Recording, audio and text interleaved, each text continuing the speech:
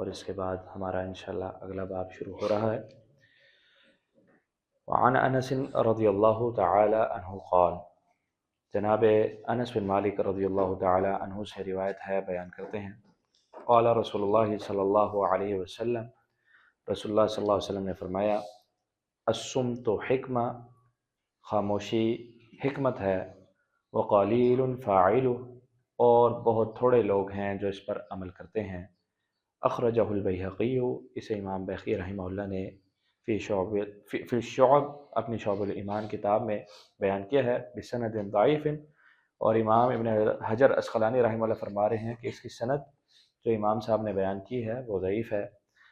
وصح، اور فرماتے ہیں کہ وہ صحیح ہے، انہ موقوف، کہ یہ موقوف ہے، یعنی من قول لقمان الحکیم، لقمان جو کہ رب تعالیٰ کے ایک برگزیدہ بندے گزرے ہیں، جن کے نام کے اوپر قرآن میں ایک صورت بھی ہے، جن کا ذکر قرآن میں موجود ہے، یہ ان کے قول میں سے ہے، یہ بات درست ہے۔ یعنی بات پتہ چلی کہ یہ جو حدیث ہے یہ رسول اللہ صلی اللہ علیہ وسلم سے ثابت نہیں ہے، لیکن یہ لقمان حکیم کے اقوال میں سے ایک قول ہے۔ یہاں پر اس چیز کا ذکر ہے کہ خاموشی حکمت ہے اور بہت تھوڑے لوگ اس پر عمل کرتے ہیں۔ یہ حدیث ثابت نہیں بھی، لیکن یہ بات احادیث اور قرآنی نصوص سے بہت زیادہ نمایاں ہے۔ حضور فرماتے ہیں، من صمت نجا، اس حدیث میں جسے عبداللہ بن عمر بن عاص رضی اللہ تعالیٰ عنہ روایت کرتے ہیں، اور امام ترمذی، امام دارمی، امام احمد بن حنبل رحمہ اللہ نے اس کو بیان کیا ہے، تو اس میں من صمت نجا، جو خاموش رہا وہ کامیاب ہو گیا، یہ حضور کا فرمان ثابت ہے۔ پھر حضور نے فرمایا، من کان یؤمن باللہ والیوم الآخر فلیقل خیرا او لیصمت، جو تم میں سے اللہ اور آخرت پر ایمان رکھتا ہے وہ بات کرے، زبان استعمال کرے تو اچھی بات کرے، او لیصمت، یا پھر خاموش رہے۔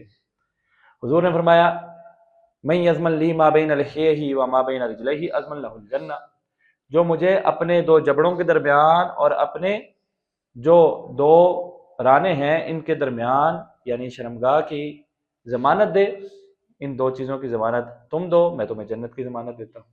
یہ حدیث سے بالکل واضح ہے۔ اور حضور نے فرمایا کہ جب انسان صبح اٹھتا ہے تو تمام اعضاء تکفر اللسان، زبان کے آگے عاجزی اختیار کرتے ہیں اور کہتے ہیں، ان استقمتا استقمنا، اگر تو سیدھی رہے گی تو ہم بھی سیدھے رہیں گے، وَإِنِ اعوجتنا، کیا فرمایا کہ اگر تو ٹیڑھی ہوگی، اعوججنا، تو ہم بھی ٹیڑھے ہو جائیں گے۔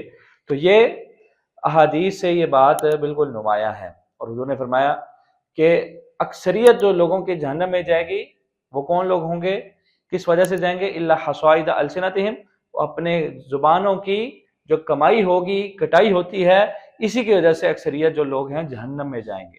تو زبان کا ہم بے دریغ استعمال کرتے ہیں، اور ہم یہ سمجھتے ہیں کہ بس جو منہ میں آ گیا بول دیا، اس سے کیا حرج ہے، کیا جاتا ہے، بہت کچھ جاتا ہے۔ الفاظ، ان کا وزن ہوتا ہے، الفاظ اور زبان کے جو نشتر اور تیر ہیں اور ان کا جو زخم ہے یہ بہت گہرا ہوتا ہے۔ اس لیے رب تعالیٰ نے ہمیں یہ درس دیا اپنے نبی مکرم صلی اللہ علیہ وسلم کے ذریعے کہ زبان کا جب استعمال کرنا ہے تو پھر کیا اصول رکھنا ہے، پہلے تولو پھر بولو، وگرنہ خاموش رہیں۔ سب سے بہترین کام انسان اپنی زبان کو رب تعالیٰ کے ذکر سے تر رکھے۔ حضور نے فرمایا کہ جب انسان ذکر کرتا ہے اور اس کے ذکر کے ساتھ، رب تعالیٰ کے ذکر کے ساتھ اس کی زبان حرکت میں ہوتی ہے تو رب تعالیٰ فرماتے ہیں، انا مع عبدی ما ذکرنی وتحرکت بی شفتہ، میں اپنے بندے کے ساتھ ہوتا ہوں۔ رب تعالیٰ کا ذکر کر رہا ہے بندہ، زبان اس کی حرکت میں ہے، رب تعالیٰ کی تائید خاص اور نصرت خاصہ رب تعالیٰ کی انسان کو حاصل ہو جاتی ہے، کہ سب سے بہتر ہے جو حضور نے فرمایا فلیقل خیرا، جو اگر بولنا ہے تو اچھی بات کرے، اگر نہیں ذکر اذکار نہیں کر سکتے یا اچھی بات نہیں کر سکتے تو بری بات کرنے سے بہتر ہے او لیصمت، خاموش رہو۔ پھر کیا کرو، خاموش رہو، خصوصاً گھروں میں، خصوصاً بازاروں میں۔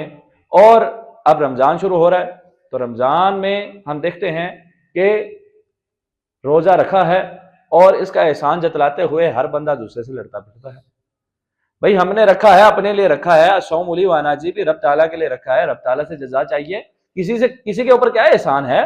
اگر روزہ رکھا ہے تو برداشت بھی ضروری ہے، صبر و تحمل کو اختیار کرنا بھی ضروری ہے. ایسا نہ ہو کہ حضور نے فرمایا کہ انسان زبان سے بات کرتا ہے اور اس کے لیے وہ کوئی بات نہیں ہوتی، لیکن وہ اللہ کی رضا کی ایسی بات ہوتی ہے کہ اللہ رب اس کے ذریعے درجات اس کے بلند کر دیتے. اور کبھی انسان ایسی گھٹیا بات کرتا ہے، اس کے لیے وہ کوئی بات نہیں ہوتی، کوئی بڑی بات نہیں ہوتی، اس کے نزدیک وہ معمولی سی بات ہوتی ہے، لیکن اس کی وجہ سے وہ جہنم کے گھڑے میں جا کرتا. تو زبان کا جو استعمال ہے کسی بھی حالت میں، اور بالخصوص غصے کی حالت میں، ہمیں کیا درس دیا گیا؟ خاموش رہیں، تعوذ پڑھیں، کھڑے ہیں بیٹھ جائیں، بیٹھے ہیں لیٹ جائیں، پانی پئیں، غصہ ٹھنڈا کریں. غصے کے عالم میں، غصے کی حالت میں زبان کا استعمال نہ کریں. اولیاء خاموش رہیں. تو جب خاموش رہیں گے تو من صمت نجا، جو خاموش رہا وہ کامیاب ہوا. اور اس جو حکیمانہ قول میں سے ہے کہ السکوت حکمہ، جو خاموشی ہے یہ حکمت ہے. خاموشی حکمت ہے. لوگ لڑ جگڑ رہے ہیں، کوئی لڑائی کی کوشش کر رہا ہے، آپ خاموش رہیں، اگنورنس سے کام لیں، یہ کیا ہے؟ حکمت ہے. یہ کیا ہے؟ حکمت ہے. وقلیل فاعل، لیکن یہ کام بڑا مشکل، بہت تھوڑے لوگ ہیں جو اس پر عمل کرتے ہیں. رب تعالی ہمیں ان تھوڑوں میں شامل کر دے جو اس حکمت کو اختیار کریں اور خاموشی کو تان رکھیں. رب تعالیٰ سے دعا ہے رب تعالیٰ ہمارے احوال اور اعمال کی اصلاح فرمائے. یہاں پر ہمارا باب مکمل ہوا.